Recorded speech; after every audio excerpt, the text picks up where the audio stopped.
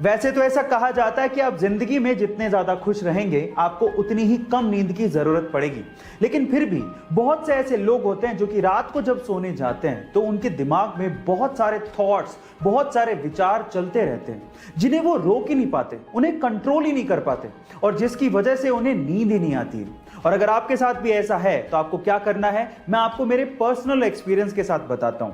आपको इस केस में क्या करना है, आपको खड़े होना है और उन विचारों को कहीं लिखना है जिससे आपके दिमाग को आराम मिलेगा और आपको थोड़ी देर में चैन की नींद आ जाए। एक बार बिल गेट्स ने किसी रेस्टोरेंट में खाना खाने के बाद खाना परोसने वाले वेटर को टिप के तौर पे $5 दिए, तो वो वेटर बिल गेट्स को बड़ी हैरानी से देखने लगा।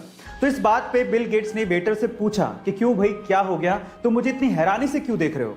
तो उस वेटर ने बड़ी विनम्रता से कहा कि इसी टेबल पे जब आपकी डॉटर ने खाना खाया था तो उन्होंने मुझे $500 की टिप दी थी और आप तो उनके फादर हैं, दुनिया के सबसे रिचेस्ट पर्सन हैं और आपने मुझे सिर्फ $5 दिए।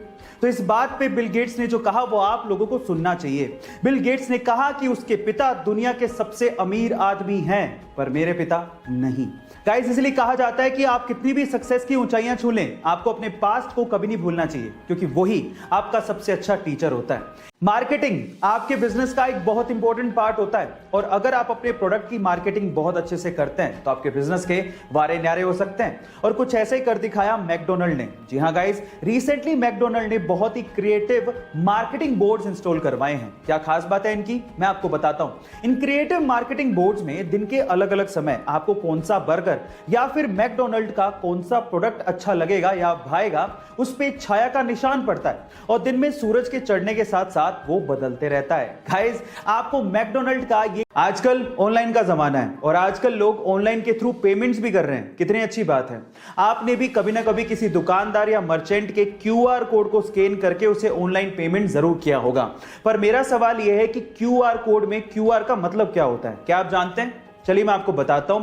इसका मतलब इसके काम में ही छिपा है। मान लीजिए कि क्यूआर कोड होता ही नहीं तो आप पेमेंट कैसे करते हैं? आप उसका मोबाइल नंबर लेते या अकाउंट नंबर लेते, फिर उसे एंटर करते, वेरीफाई करते, फिर पेमेंट करते। आजकल सिंपल हो गया है, आप सीधे क्या करते हो, क्यूआर कोड को स्कैन करते हो और पेमेंट कर देते हो। इसका मतलब आप पेमेंट को क्विकली रिस्पॉन्ड कर रहे हो। इसका मतलब यही होता है क्यूआर यानी कि क्विक रिस्पॉन्स। गाइस,